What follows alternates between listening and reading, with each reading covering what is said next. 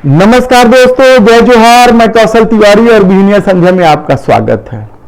एक समय था जब मोदी शाह के दौरे को लेकर न केवल भारतीय जनता पार्टी के नेताओं में उत्साह जग जाता था, बल्कि कार्यकर्ता नए सिरे से चार्ज हो जाते थे। लेकिन अब ये दौर है कि मोदी शाह के दौरे की खबर तो छोड़िए, उनके आने के बाद भी न तो कार्यकर्ताओं में उत्साह जग रहा है और न ही नेता में वह बात दिखाई दे रही है। तब सवाल यह है कि क्या सचमुच इस दौर में मोदी सत्ता पूरी तरीके से इस तरह से फेल हो चुकी है कि अब भारतीय जनता पार्टी के नेताओं और कार्यकर्ताओं को भी उन पर भरोसा नहीं रह गया है। संघ के ऑर्गेनाइजर में मोदी की छवि को लेकर जो बात कही गई है, उसके बाद क्या स्थिति और ज्यादा बिगड़ गई है? यह सवाल हम इसलिए उठा रहे हैं क्योंकि हाल के दिनों में छत्तीसगढ़, मध्य प्रदेश, राजस्थान, तेलंगाना और मिजोरम यानी 5 राज्यों के विधानसभा चुनाव हैं, जहां देश के प्रधानमंत्री नरेंद्र मोदी और देश के गृह मंत्री अमित शाह लगातार दौरे पर हैं और उसके बाद भी भारतीय जनता पार्टी के पक्ष में माहौल बनता नहीं दिख रहा है। मध्य प्रदेश भोपाल के दौरे में जिस तरीके से देश के प्रधानमंत्री नरेंद्र मोदी ने भ्रष्टाचारियों को जेल में डालने की बात कर रहे थे और उसी बीच मुख्यमंत्री ताली बजा रहे थे। शिवराज सिंह चौहान मध्य प्रदेश के मुख्यमंत्री हैं, उसे लेकर भी कई तरह की चर्चा रही और उस चर्चा के बीच 5 दिन के भीतर ही जिस तरीके से महाराष्ट्र में जिन पर भ्रष्टाचार के आरोप थे उन्हें अपने पाले में लेकर मंत्री बनाने की घटना ने क्या देश के प्रधानमंत्री नरेंद्र मोदी और देश के गृह मंत्री अमित शाह की छवि को और ज्यादा बिगाड़ दिया है। यह सवाल इसलिए भी उठ रहे हैं क्योंकि छत्तीसगढ़ में भी देश के प्रधानमंत्री नरेंद्र मोदी और अमित शाह का दौरा हो चुका है, लेकिन न तो कार्यकर्ताओं में वह उत्साह दिखाई दे रहा है और न ही नेताओं में जारी गुटबाजी ही बंद हो रही है।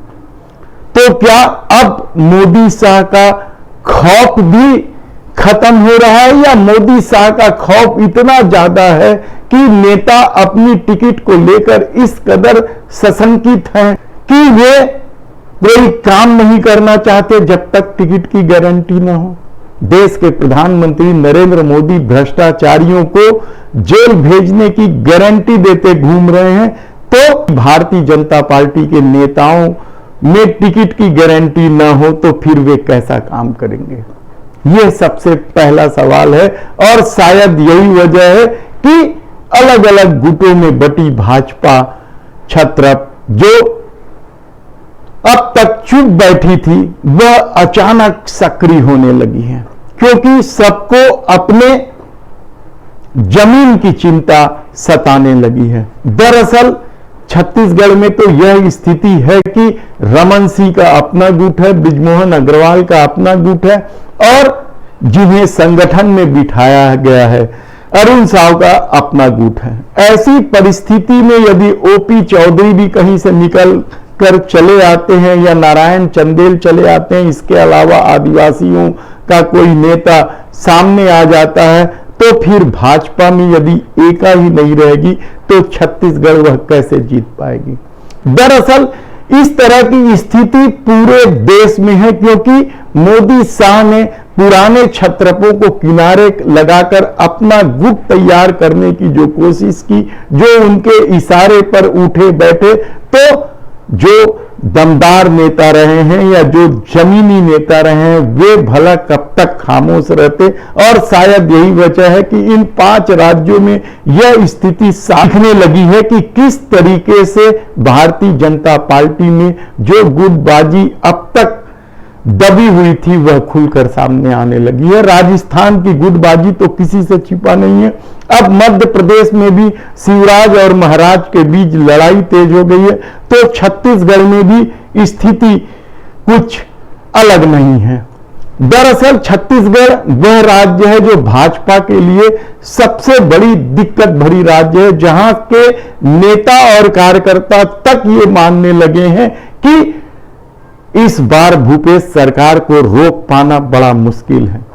ऐसी परिस्थिति में अमित शाह और नरेंद्र मोदी कुछ ज्यादा ही ताकत लगा रहे हैं, लेकिन क्या ताकत जो लगाया जा रहा है उसका परिणाम उल्टा नहीं कर रहा है? यकीनन, क्योंकि बृजमोहन अग्रवाल यानी भारतीय जनता पार्टी के सबसे कद्दावर नेताओं में से एक और रमन सरकार के दमदार मंत्री बृजमोहन अग्रवाल के मीडिया प्रभारी ने कल अपने फेसबुक साइट में जिस तरीके से बात कही है, वह भारतीय जनता पार्टी की छत्तीसगढ़ की स्थिति को तो कम से कम रेखांकित कर रहा है या सामने ला रहा है। देवेंद्र गुप्ता ने साफ तौर पर कहा है कि छत्तीसगढ़ भाजपा में हो क्या रहा है। हालांकि उन्होंने सीधे तौर पर यह नहीं कहा है कि मोदी शाह के आने के बाद कई नेता डिप्रेशन में चले गए हैं, लेकिन उन्होंने ये कहा है कि भारतीय जनता पार्टी के कई नेता डिप्रेशन में चले गए हैं और कहा जा रहा है कि कमोबेश यही स्थिति राजस्थान और मध्य प्रदेश में भी बन चुकी है। कई नेता अपनी टिकट कटने की आशंका को लेकर परेशान हैं, हताश हैं। उनके कार्यकर्ताओं में भी बेहद ही हताशा है। छत्तीसगढ़ की स्थिति तो यह है कि अमित शाह बंद कमरे में केवल 10-12 नेताओं से चर्चा करते हैं और वे वही नेता माने जाते हैं जिन्होंने छत्तीसगढ़ में भारतीय जनता पार्टी की पूरी गत बना दी है। डॉक्टर रमन सिंह 15 साल सरकार में रहे और चुनाव परिणाम जब आया तो 15 सीट भी नहीं जीत पाए थे। वही यदि मंच में दिखाई दे तो फिर उन कार्यकर्ताओं का क्या होगा जो पिछली बार रमन सरकार के रवैये को लेकर नाराज थे।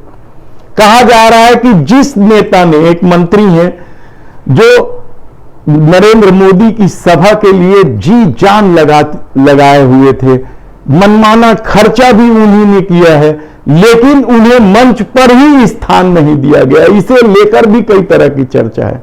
दूसरी तरफ रमन सिंह और अरुण साव को लेकर जिस तरह की बातें चल रही है वह भी हैरान और परेशान करने वाला है। तब क्या सचमुच केंद्रीय नेतृत्व के आने के बाद भी भारतीय जनता पार्टी यहां चुनाव नहीं जीत पाएगी?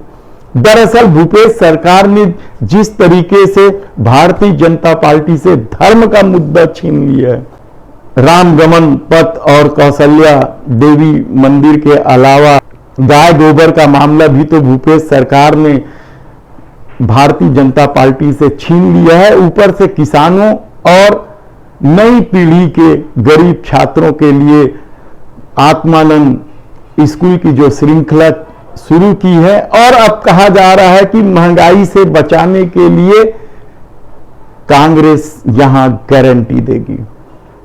मोदी की गारंटी तो सबने देख ली कि किस तरीके से भ्रष्टाचारियों को जेल में डालने की बजाय भाजपा में ला रहे हैं।